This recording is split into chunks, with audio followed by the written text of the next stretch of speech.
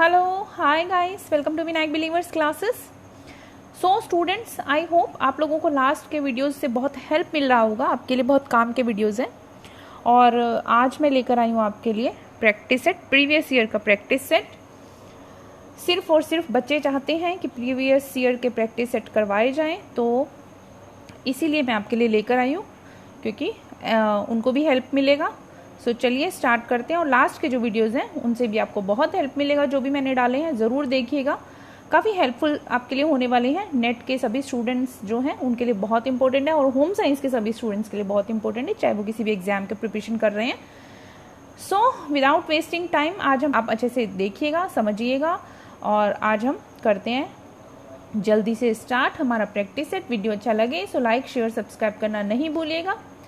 Okay, let's start today's practice set.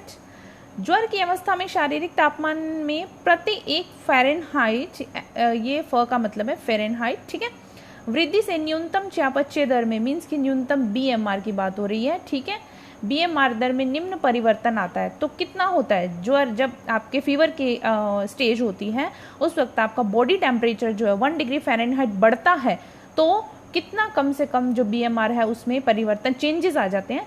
तो 7% जो BMR है वो इंक्रीज हो जाता है, ठीक है, 7% बीएमआर इंक्रीज हो जाता है। ये चीज़ आप ध्यान रखिएगा 1 डिग्री फ़ारेनहाइट टेम्परेचर में वृद्धि होने पर, ठीक है। नेक्स्ट है आईसीएमआर 2010 की बात हो रही है। ओके, एक 15 वर्षीय लड़की के लिए दी गई लौह तत्व की प्रस्तावित जो पौष्टिक आवश्यकता है वो कितनी है? सो वो है 27 मिलीग्राम पर डे की, ठीक है। आपको ये रिवाइज डेटा जो है वो याद करना है 2020 वाला, ठीक है, तो ये पुराना डेटा है बट फिर भी 27 मिलीग्राम पर डे इसका राइट आंसर है। Okay, now the next question is JNC के वर्गीकरण के अनुसार सिस्टोलिक और डायस्टोलिक जो बीपी है, ठीक है, बीपी की बात हो रही है, रक्तचाप बीपी, सिस्टोलिक और डायस्टोलिक बीपी में हस्तक्षेप करने का स्तर क्या है? तो क्या है उसमें आपके पता है, सिस्टोलिक जो होता है वो लेस देन 120 होता है और आपके जो डायस्टोलिक होता है वो लेस देन 80 होता है, ठीक है। सो इसका राइट आंसर आ रहा है S B P less than 120 और D B P less than 80, means की सिस्टोलिक बीपी वो लेस देन 120 और diastolic BP less than 80। Okay, so option number D is the right answer. Now the next question is एक प्रबंधकीय grid 1.9 क्रम निम्न का संकेत देता है। तो किसका संकेत देता है? स्वीकृति और समर्थन लेना, योगदान देना, जो कुछ भिन्न हो, मशहूर होना और इन होना, हैंग ऑन होने की इच्छा। तो ये जो है आपका ऑप्शन नंबर ए जो है इसका राइट आंसर है, स्वीकृति और समर्थन लेना, जो प्रबंधकीय ग्रिड के 1.9 क्रम है उसका संकेत देता है। ये ध्यान रखिएगा, स्वीकृति और समर्थन लेना। Okay, now the next question is एक व्यक्ति के युक्ति संगत रूप से सोचने की, मीन्स की स्ट्रेटेजिक रूप से जो सोचने की बात कर रहा है यहाँ पर, ठीक है, समस्याओं का समाधान करने की क्षमता किसका अंग है? मीन्स की समस्याओं का समाधान करना है और युक्ति रूप से सोच कर समस्याओं का समाधान करना है, तो वो आपके किस में आता है? कॉग्निटिव डेवलपमेंट में आता है। मीन्स की इसके अंदर कॉग्निटिव डेवलपमेंट में आपके सोचना, विचारना, चिंतन, मनन, ये सब चीजें आती है। मीन्स की मानसिक की बात हो रही है, ठीक है। Option number 3 is right answer. Now next question is एक समुत्थानशील बच्चा वह है जो, ठीक है, मीन्स की रेजिलियंट चाइल्ड की बात हो रही है यहाँ पर। रेजिलियंट चाइल्ड सहन शक्ति की अपेक्षा वाले कार्यों को आसानी से छोड़ देता है, बिल्कुल नहीं, भावनात्मक सुस्थिरता का अभाव होता है, विभिन्न प्रकार के स्वास्थ्य समस्याओं से ग्रस्त होता है। तो ये तीनों नेगेटिव पॉइंट तो समुत्थानशील बच्चे में आते ही नहीं है, उन परिस्थितियों से वापस निकल आता है जिनसे अधिकतर लोगों को नुकसान पहुंचेगा। सो राइट आंसर क्या है? 4 नंबर जो है इसका राइट आंसर है। Now the next question is निम्नलिखित में से कौन सा कढ़ाई का टांका नहीं है? तो कढ़ाई का टांका कौन सा नहीं है? दबका जो है वो कढ़ाई का टांका नहीं है। मेंथी, फंदा, मुर्री, ये तीनों जो है वो कढ़ाई के टांके हैं, बट दबका जो है वो कढ़ाई का टांका नहीं है। चलिए नेक्स्ट क्वेश्चन पर चलते हैं जल्दी से। महिला एवं पुरुष परिधानों में बेस्टिंग संचालन के लिए परिधान उद्योग में आमतौर पर निम्नलिखित में से कौन से टांके का प्रयोग किया जाता है? कौन से टांके का वर्ग प्रयोग में लाया जाता है? सो ये जो है इसका राइट आंसर आ रहा है 100 वर्ग जो है राइट आंसर आ रहा है। महिला और पुरुष के परिधानों में बेस्टिंग जो है उसके संचालन के लिए परिधान का उद्योग में आमतौर पर 100 वर्ग जो है टांके का वर्ग में प्रयोग किया जाता है। ये ध्यान रखिएगा, ऑप्शन नंबर ए जो है इसका राइट आंसर आ रहा है। Now the next question is व्यवस्था का सिद्धांत मीन्स कि संगठन में शक्ति क्या कहलाता है? Scalar change, stability of tenure, inequity to gain या स्पिरिट डी कार्पस। सो इसका राइट जो आंसर आ रहा है वो आ रहा है स्पिरिट डी कार्पस जो है वो इसका राइट आंसर आ रहा है। स्पिरिट डी कार्पस संगठन में शक्ति है। ये आपको याद होगा, मैंने अपने वीडियो में आपको 14 सिद्धांत करवाए थे हेनरी फ्योल के। 14 सिद्धांत मैनेजमेंट के जो उन्होंने दिए थे, ये क्वेश्चन वहीं से आया हुआ है। ठीक है, तो स्पिरिट डी कार्पस जो है संगठन में शक्ति के बारे में बताता है। मैंने आपको पढ़ाया है, ये वीडियो देख लीजिएगा जिसने भी नहीं देखा है। Okay, now the next question is लोगों और मशीनों के बीच अंतःक्रिया का अध्ययन कहलाता है। तो ये भी मैंने आपको करवाया है, जो एर्गोनॉमिक्स का टॉपिक मैंने आपको लास्ट वीडियो में आई थिंक करवाया लास्ट वीडियो में, तो वो आ रहा है आपके इसके अंदर। लास्ट वीडियो है, आप देखिएगा तो वो आ रहा है श्रम दक्षता शास्त्र मीन्स कि लोगों और मशीनों के बीच के इंटरेक्शन को, इन अंतःक्रिया का जो स्टडी करना, वो क्या कहलाता है?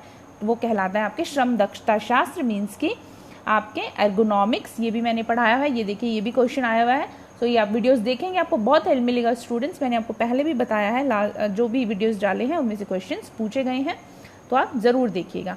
Okay, now the next question is Bharat में नियोजित स्त्रियों की अधिकतम संख्या भारतीय अर्थव्यवस्था के निम्नलिखित क्षेत्र का हिस्सा है। तो औपचारिक, कॉर्पोरेट, अनौपचारिक क्षेत्र या फिर औद्योगिक। देखिए भारत में नियोजित स्त्रियों की अधिकतम संख्या भारतीय अर्थव्यवस्था के निम्नलिखित क्षेत्र का हिस्सा है, तो अनौपचारिक क्षेत्र का हिस्सा है मीन्स कि इनफॉर्मल सेक्टर का पार्ट है।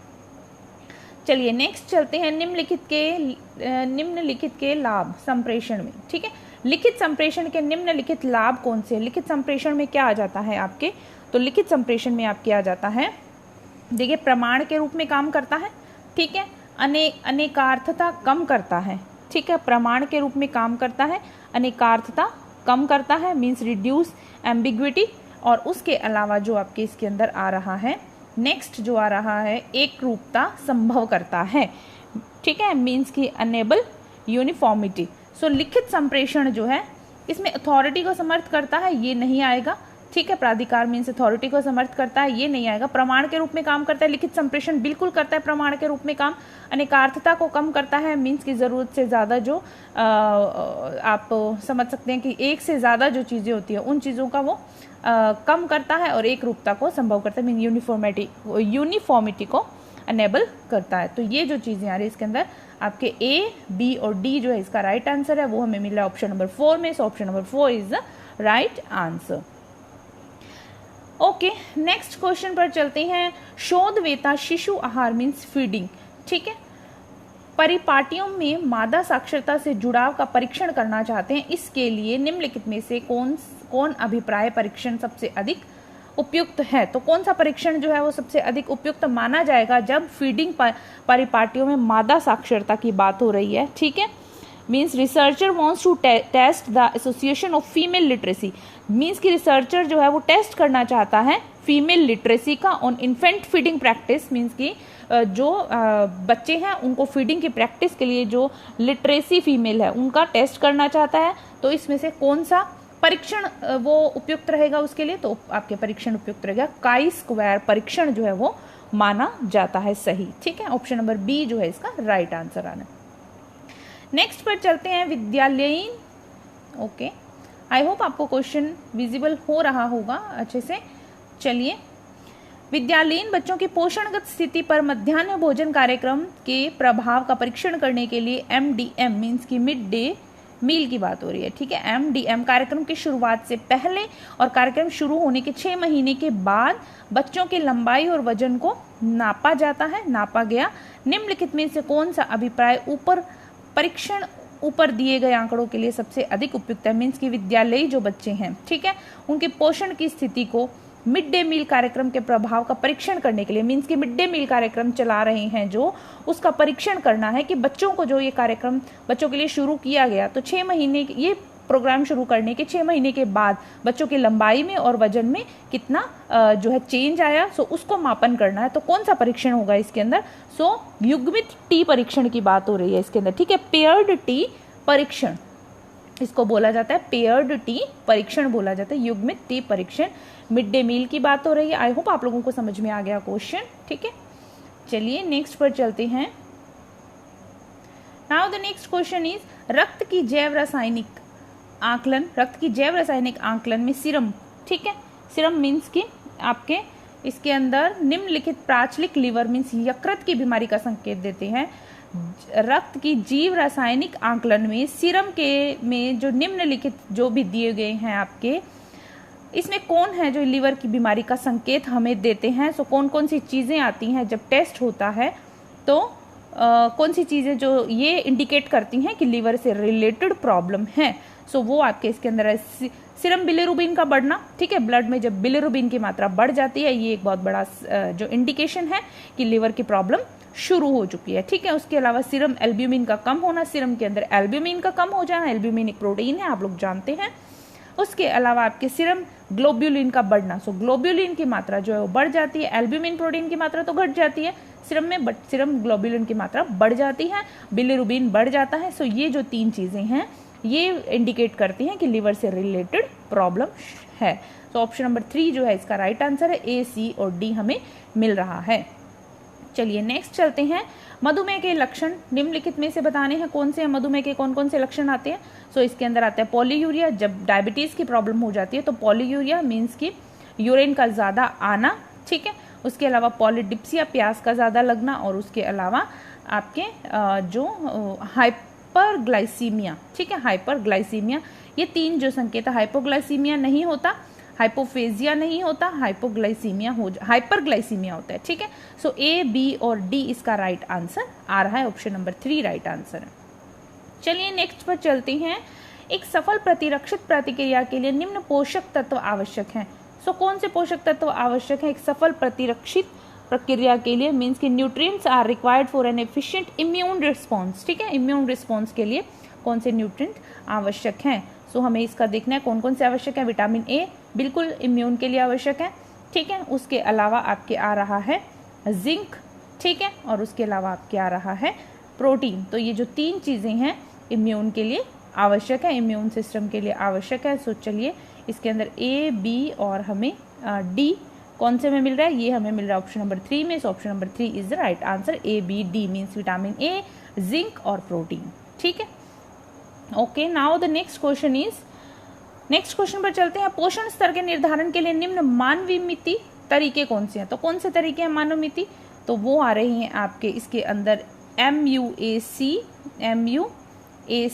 ठीक है।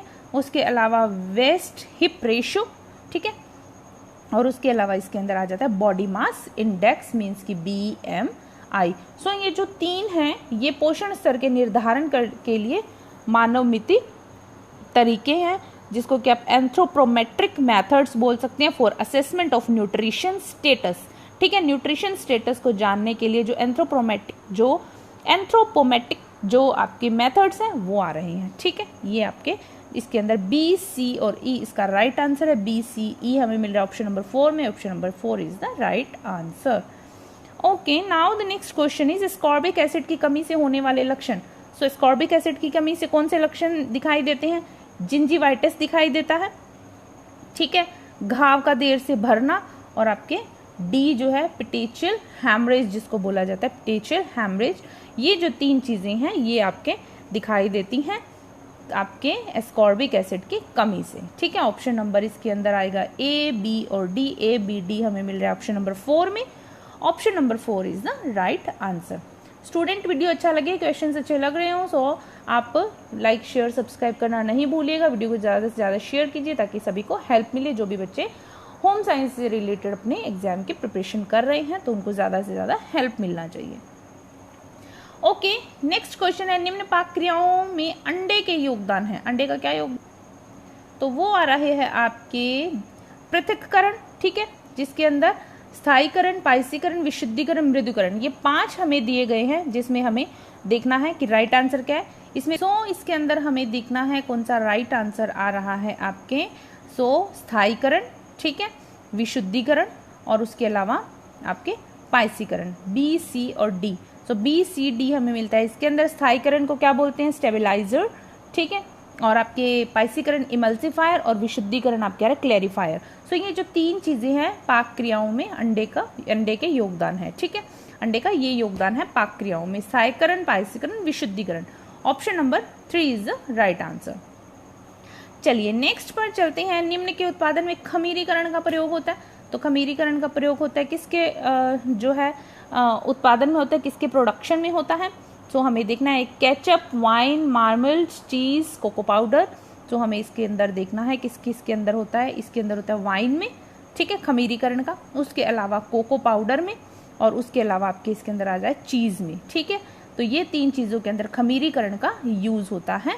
तो ये आप कह रहे हैं बी, सी और ई, ये हमें मिल रहा है ऑप्शन नंबर 2 में। Option number 2 is the right answer. चलिए नेक्स्ट चलते हैं। एक रेस्टोरेंट में खाद्य मूल्य में बढ़त निम्न के कारण हो सकती है। एक रेस्टोरेंट की बात हो रही है, वहां पे खाद्य मूल्य में बढ़त की बात है। Means food cost increase in a restaurant can be attribute to. तो ये क्या है, इसके अंदर देखते हैं। एक रेस्टोरेंट में खाद्य मूल्य में बढ़त किस किस कारण से हो सकती है। बढ़ावा मीन्स कि उनके जो मूल्य है, उनकी जो वैल्यूज है, उसमें जो इंक्रीज है वो किस किस कारणों से हो सकता है। सो देखते हैं इसके अंदर। देखिए कच्चा माल बिना मौसम के खरीदना, बिल्कुल अगर आप रॉ मटेरियल खरीदेंगे विदाउट सीजन के तो वो हमें महंगा मिलेगा, ठीक है। उसके अलावा विनिर्देशित सुनिश्चित न होना, मीन्स की स्पेसिफिकेशन नॉट प्रिसाइज, ठीक है, जो भी निर्देश है वो सुनिश्चित न होना। और उसके अलावा संग्रह करने के ताप को संप्रेषित न रखना, मीन्स कि आपके स्टोरेज टेम्परेचर नॉट मेंटेन्ड। सो इन वजह से आपके मूल्य में बढ़त हो सकती है। कच्चा माल बिना मौसम के खरीदना, ए आ रहा है। उसके अलावा विनिर्देशित सुनिश्चित, और उसके अलावा ई, ठीक है। ए, बी और ई सेकंड। इसके अंदर देखिए जो नहीं में है वो देखिए आपके रसोई घर स्वचालित होना, इसका इससे कोई मतलब नहीं है। खाद्य मानकों का रखरखाव, इसका इससे कोई मतलब नहीं है। सो ए, बी और ई इसके अंदर जो रेस्टोरेंट में मूल्य बढ़ता है चीजों का, तो वो खाद्य मूल्य जो बढ़ते हैं वो इन वजह से बढ़ते हैं, आप ध्यान रखिएगा। चलिए नेक्स्ट पर चलते हैं। व्यक्तिगत प्रबंधन में मदद करने वाला लेखा जोखा निम्न है। सो व्यक्तिगत प्रबंधन में मदद करने वाला लेखा जोखा निम्न क्या है। तो ये है आपके कार्य विनिर्देश, ठीक है, जिसको जॉब स्पेसिफिकेशन बोलते हैं। उसके अलावा इसके अंदर आ जाता है वर्क शेड्यूल, मीन्स की कार्य सारिणी जिसको बोला जाता है। और उसके अलावा व्यवस्थापन का लेखा जोखा, मीन्स की ऑर्गेनाइजेशन चार्ट। तो अभी इसमें क्या है, record that help in personal management, ठीक है। पर्सनल मैनेजमेंट ये मैंने आपको पढ़ाया हुआ है, उसके अंदर आप देखिएगा जाके, जो मैनेजमेंट का मैंने जो लास्ट वीडियोस करवाए गए हैं उसमें देखिएगा, तो वो मैंने इसके अंदर सारा पढ़ाया गया है। व्यक्तिगत प्रबंधन में मदद करने वाला लेखा जोखा, सो वो आ रहा है आपके कार्य विनिर्देश, ए, डी आ रहा है कार्य सारणी, और व्यवस्थापन का लेखा जोखा, ठीक है। ये 3 चीजें इसके अंदर आ रही हैं। चलिए नेक्स्ट चलते हैं। इसके अंदर अनुकूल प्रबंधन में निम्न सम्मिलित होते हैं। ओके, अनुकूलन प्रबंधन में क्या क्या सम्मिलित होता है, सो चलिए देखते हैं इसके अंदर। सो इसके अंदर सम्मिलित होता है बाहरी वातावरण का आकलन, ठीक है, असेसमेंट ऑफ एक्सटर्नल एनवायरनमेंट, ठीक है। नेक्स्ट आता है उपयोजना की पहचान, मीन्स की आइडेंटिफिकेशन ऑफ सब सिस्टम, ठीक है। ये ध्यान रखिएगा, मैं इंग्लिश में भी बोल रही हूँ स्टूडेंट, जो बच्चों को हिंदी में नहीं समझ में आता वो इंग्लिश में अच्छे से सुन सकते हैं, क्योंकि यहाँ पर हिंदी और इंग्लिश दोनों में क्वेश्चंस लाना थोड़ा सा मुश्किल हो जाता है, ठीक है, स्क्रीन पर। सो हिंदी में भी बोल रही हूँ मैं, इंग्लिश में भी बोल रही हूँ, समझ लीजिएगा, ठीक है। ओके, नेक्स्ट चलते हैं हम। इसके अंदर आ रहे साधनों और क्षमता का मूल्यांकन करना, means assessment of resources and capabilities, ठीक है। अनुकूल प्रबंधन की बात हो रही है। अनुकूल प्रबंधन में हम किन किन चीजों को शामिल कर सकते हैं। एनवायरमेंट का आकलन करना है, ठीक है, असेसमेंट ऑफ एक्सटर्नल एनवायरमेंट। उसके अलावा आपके आइडेंटिफिकेशन ऑफ सब सिस्टम, उसके अलावा आपके assessment of resources and capabilities, उसके अलावा आपके आता है लक्ष्यों की पहचान करना, मीन्स आइडेंटिफिकेशन ऑफ गोल्स, ठीक है। तो ये जो 4 चीजें इसके अंदर आ रही है, ए, बी, ई और एफ, ये हमें मिल रहा है ऑप्शन नंबर 3 में। ऑप्शन नंबर 3 जो है इसका राइट आंसर है। आदेश की एकता, नियंत्रण का विस्तार, ये इसके अंदर नहीं है, ठीक है। चलिए नेक्स्ट पर चलते हैं। निम्नलिखित में से किन सिद्धांतकारों ने सिद्धांतकार फ्रॉयड के मनोविश्लेषणात्मक कार्य को आगे बढ़ाया। तो किस किसने आगे बढ़ाया है, जो सिद्धांतकार थे उन्होंने फ्रॉयड के मनोविश्लेषणात्मक जो सिद्धांत है, ठीक है, उस कार्य को आगे बढ़ाया, मीन्स की साइको एनालिटिक थ्योरिस्ट जो है फ्रॉयड, उसकी बात कर रहे हैं ये। तो चलिए इसमें बढ़ाया था, आगे बढ़ाने वाले थे एरिक एरिक्सन, ठीक है, कार्ल जंग, और उसके अलावा आपके एल्फ्रेड एडलर, ठीक है। ये आपके इकोसिस्टम के उरी ब्रॉन फेनब्रेनर। सो आप ध्यान रखिएगा, ये इकोसिस्टम की बात नहीं हो रही, यहाँ पर आपके मनोविश्लेषण की बात हो रही है। तो किन्होंने आगे बढ़ाया था, एरिक्सन ने, कार्ल जंग ने, और आपके एल्फ्रेड एडलर ने। सो आपके इसके अंदर ए, बी और डी आ रहा है। ए, बी, डी हमें मिल रहा है ऑप्शन नंबर 2 में। Option number 2 is the right answer. निम्नलिखित में से कौन सी सबसे अधिक आम रूप से होने वाली गुणसूत्री असंगतियां हैं? तो नॉर्मली जो गुणसूत्री असंगतियां होती हैं उसकी बात हो रही है। What are the most common chromosomal anomalies, तो वो हो रही हैं आपके इसके अंदर। फर्स्ट आता है डाउन सिंड्रोम। आपने पढ़ा होगा, आई होप आप लोगों ने ये टॉपिक पढ़ा होगा, तो आपको पता होगा डाउन सिंड्रोम आता है, क्लाइनफेल्टर सिंड्रोम आता है, उसके अलावा टर्नर सिंड्रोम आता है। ठीक है, इस मल्टीपल स्क्लेरोसिस के अंदर नहीं आ रहा है डाउन सिंड्रोम, क्लाइनफेल्टर्स, ठीक है, और टर्नर सिंड्रोम आ जाता है इसके अंदर। तो ये आपके 3 चीजें आ रही हैं, बी, सी और डी। तो बी, सी, डी हमें मिला ऑप्शन नंबर ए में। Option number A is the right answer. Next question चलते हैं। बाल्यावस्था संघात से निम्नलिखित मनोविकारी समस्याएं उत्पन्न हो सकती हैं, तो वो किससे हो सकती हैं? चाइल्डहुड ट्रोमा की बात कर रहे हैं यहाँ पर। Can cause the following psychiatric जो प्रॉब्लम है उसकी बात कर रहे हैं। तो उसके अंदर आपकी क्या क्या आ जाता है? गंभीर असाहचर्य, ठीक है, क्रॉनिक डिसएसोसिएशन, उसके अलावा आपके अंदर PTSD, और उसके अलावा आपके इसके अंदर अवसाद। नासा शोथ जो है, रिनाइटिस जो है, इसका कोई मतलब नहीं है इसके साथ। तो गंभीर असाहचर्य, PTSD और अवसाद, ये 3 चीजें जो बाल्यावस्था संघात में मनोविकारी समस्याओं के अंदर आती हैं। ठीक है, ए, बी और डी जो है इसका राइट आंसर है, जो हमें सेकंड ऑप्शन में मिल रहा है। Option number 2 is the right answer. Now next question is निम्नलिखित में से किन किन सिद्धांतवादियों ने व्यवहारवाद में योगदान दिया? तो किन किन ने दिया था व्यवहारवाद के जो आपके हैं? तो वो हैं आपके पावलोव, उसके अलावा स्किनर, उसके अलावा वॉटसन। ठीक है, वॉइट नहीं थे, तो इसके अंदर पावलोव, स्किनर और वॉटसन, इन तीनों ने व्यवहारवाद में योगदान दिया है। तो ये आपके आ रहा है option number A, B, C. A, B, C option number 4 में हमें मिल रहा है। ठीक है, तो जिसमें डी होगा तो वो ऑटोमेटिकली कट जाएगा। देखिए, इसमें भी डी है, इसमें भी डी है, इसमें डी है। तो अगर आपको पता है तो ये आप इसमें अपने आप आपको जो ऑप्शन है वो मिल जाएगा। नेक्स्ट क्वेश्चन पर चलते हैं। निम्नलिखित में से कौन से पद भाषा विकास से संबंधित हैं? तो कौन से पद भाषा जो है विकास से संबंधित है? चलिए देखते हैं इसके अंदर। Which of the terms relate to language development की बात हो रही है। लैंग्वेज डेवलपमेंट में तो आपके इसके अंदर सिंक्रेटिक, ठीक है, सिमेंटिक्स, सिंटेक्स और आपके प्रेग्मेटिक्स। तो आपके इसके अंदर जाता है समंजित, अर्थ स्पष्टता, वाक्य विन्यास, संकेत प्रयोग विज्ञान। सो इसके अंदर आपके आ जाता है अर्थ स्पष्टता, जिसको सिमेंटिक्स बोला जाता है। दूसरा आ जाता है सिंटेक्स, जिसको वाक्य विन्यास बोला जाता है। और थर्ड आ जाता है आपके संकेत प्रयोग विज्ञान, जिसको आप प्रेग्मेटिक्स बोलते हैं। ठीक है, ये 3 चीजें आ रही है। तो आपको अगर आप इसको इंग्लिश में पढ़ेंगे, समझेंगे तो ज्यादा अच्छे से याद हो जाएगा।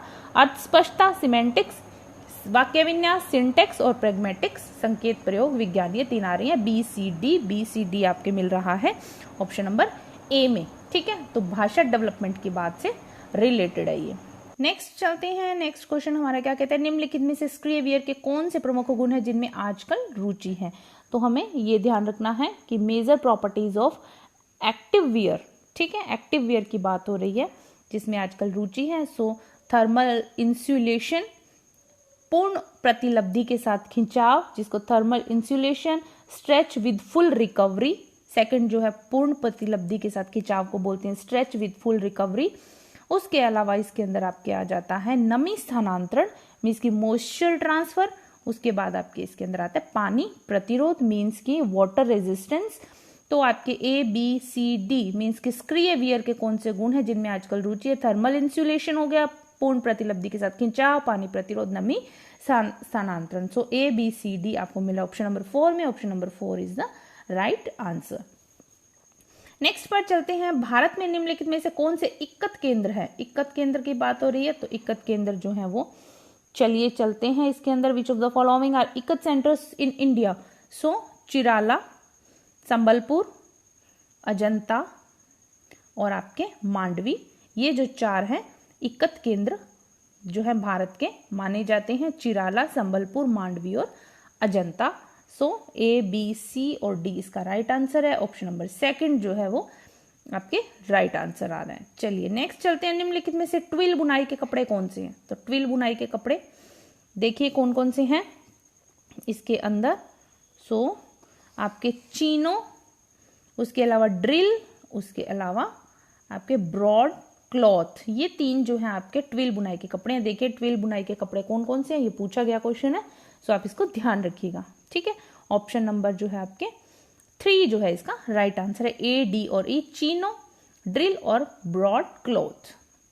Okay, now the next question is, चलिए, पोटेशियम परमैंगनेट के प्रयोग के बाद भूरे धब्बे को छुटाने के लिए मीन्स हटाने के लिए निम्नलिखित में से कौन से अभिकर्मक इस्तेमाल किए जाते हैं? तो कौन से अभिकर्मक इस्तेमाल किए जाते हैं पोटेशियम परमैंगनेट के बाद जब भूरे धब्बे पड़ जाते हैं? तो उसके लिए यूज होता है नींबू नमक, ओके, और उसके अलावा ऑक्सैलिक एसिड। ये 2 चीजें जो है वो ब्राउन कलर के जो स्पॉट लग जाते हैं उनको हटाने के लिए आवश्यक हैं। ठीक है, तो आपके इसके अंदर ए और डी आ रहा है, ए डी हमें मिल रहा है ऑप्शन नंबर 2 में, option number 2 is the right answer. Next question है, आप अपने लिए कोट खरीदते हुए महसूस करते हैं कि इसके काज जो है अस्थिर हैं और टांकों के बीच में से कटे हुए किनारे बाहर निकल रहे हैं, इसके संभावित कारण क्या हो सकते हैं? तो क्या हो सकते हैं इसके संभावित कारण? चलिए देखते हैं इसके अंदर।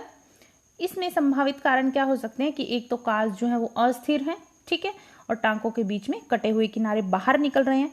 सो बनाने के बाद काज को काटना इसके कारण हो सकता है, ठीक है, कि काज बनाने के बाद उसको काटा गया है। उसके अलावा गिम्प की अनुपस्थिति, ठीक है, एब्सेंस ऑफ गिम्प, और उसके अलावा आपके इसके अंदर आ रहा है गलत सिलाई, बाइट, ठीक मीन्स की सिलाई गलत कर दी हो। ठीक है, तो आपके जो ए, सी और डी है इसके अंदर राइट आंसर आ रहा है, तो ये इसका राइट आंसर है। बनाने के बाद काज को कट करना, उसके अलावा गिम्प का एब्सेंस होना, उसके अलावा गलत सिलाई। ठीक है, अगर काज बनाने के लिए लोक टांके का यूज करोगे तो ये प्रॉब्लम नहीं आएगी, तो ये इसके अंदर ऑप्शन आ ही नहीं रहा है, ए, सी और डी इसका राइट आंसर है। चलिए नेक्स्ट चलते हैं 35 नंबर क्वेश्चन पर जल्दी से।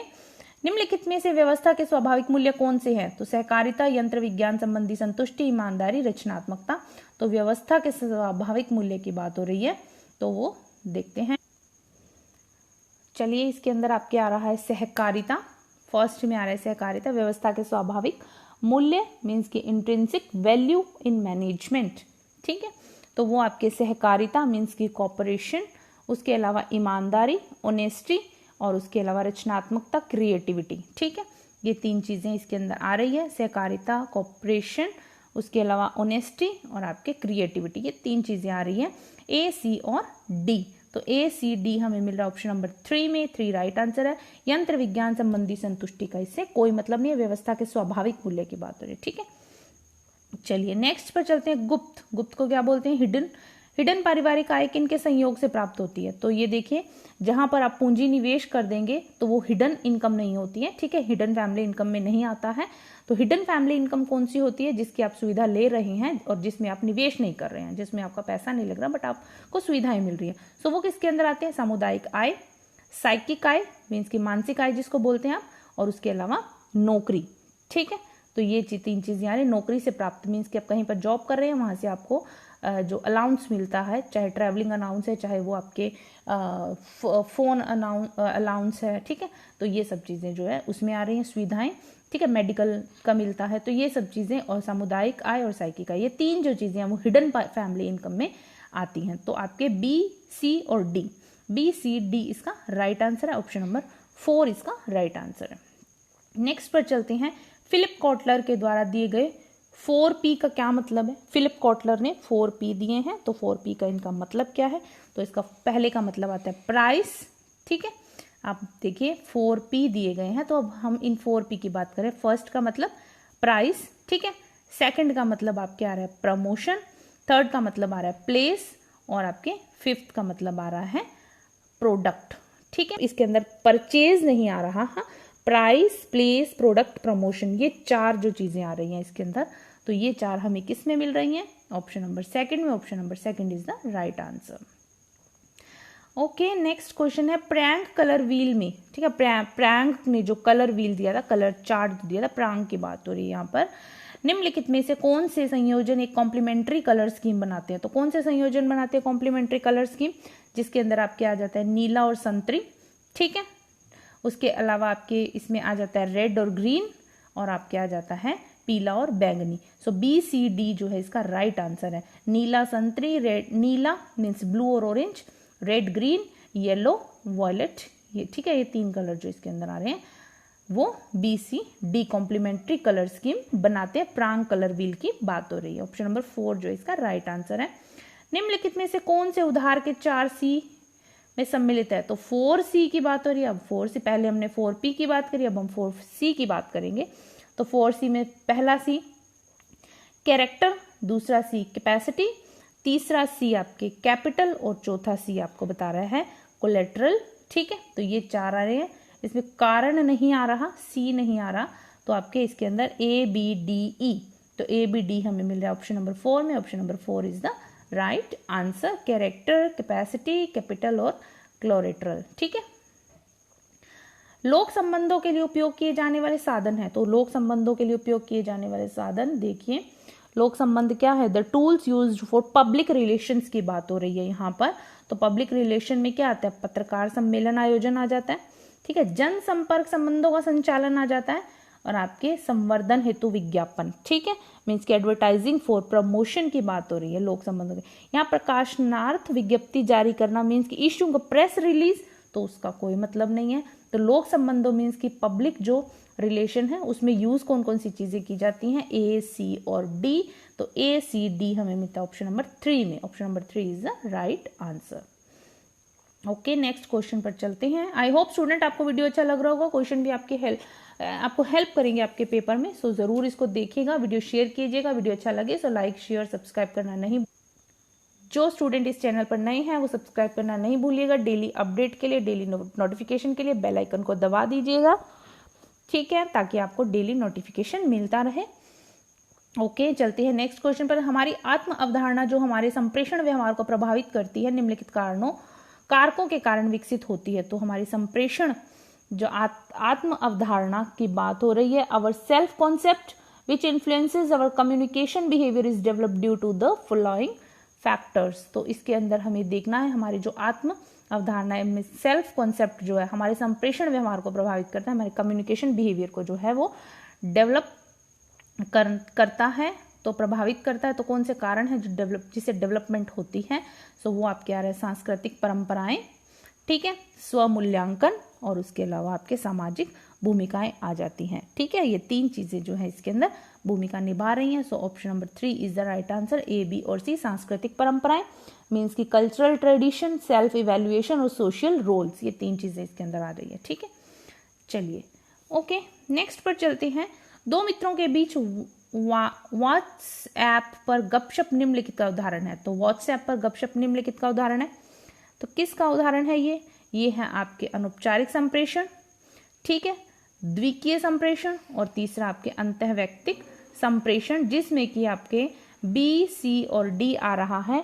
तो फॉर्मल कम्युनिकेशन इसके अंदर आ रहा है आपके B, C और D, A नहीं आ रहा। तो एक आ रहा है इनफॉर्मल कम्युनिकेशन, डायडिक कम्युनिकेशन और इंटरपर्सनल कम्युनिकेशन, ये 3 चीजें आ रही है। B, C, D हमें मिला ऑप्शन नंबर 2 में।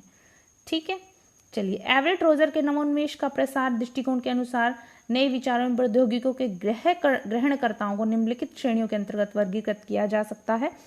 तो किसके अंदर वर्गीकृत किया जा सकता है? एवरेट रोजर के नवोन्मेष का प्रसार दृष्टिकोण के अनुसार, मीन्स कि उनके जो नवोन्मेष का प्रसार है उसका दृष्टिकोण की बात हो रही है। इनोवेशन अप्रोच, ठीक है, Rogers diffusion of innovation approach. तो ग्रहणकर्ताओं को निम्नलिखित श्रेणियों के अंतर्गत वर्गीकृत किया है। तो वो हमें श्रेणियां देखनी हैं। चलिए देखते हैं इसके अंदर।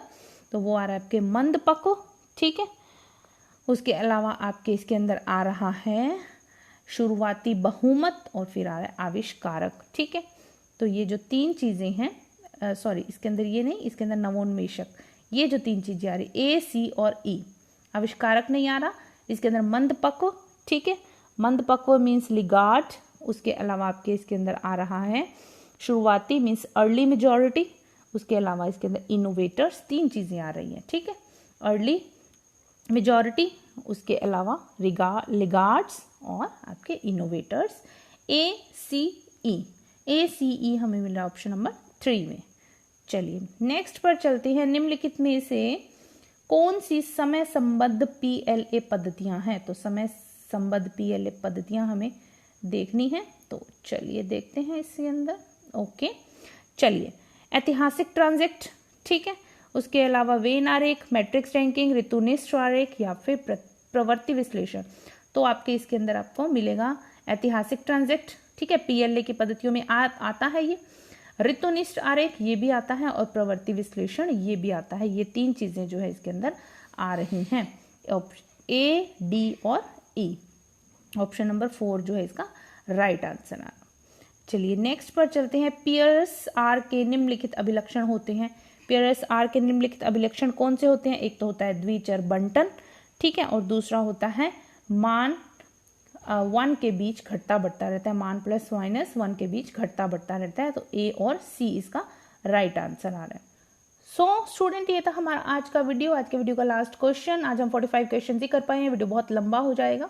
बाकी के क्वेश्चंस मैं आपको कल के वीडियो में करवाऊंगी। आई होप आप लोगों को वीडियो अच्छा लगा होगा, और वीडियो अच्छा लगे तो लाइक शेयर सब्सक्राइब करना नहीं भूलिएगा। क्वेश्चंस आपके लिए हेल्पफुल हैं, डेफिनेटली हेल्पफुल है, पेपर में आपको बहुत हेल्प मिलेगा। सो देखिए, शेयर कीजिए और इसका फायदा उठाइए, पेपर में बहुत कम टाइम रह गया। Thank you so much, keep learning, keep supporting, all the best for your exam, bye.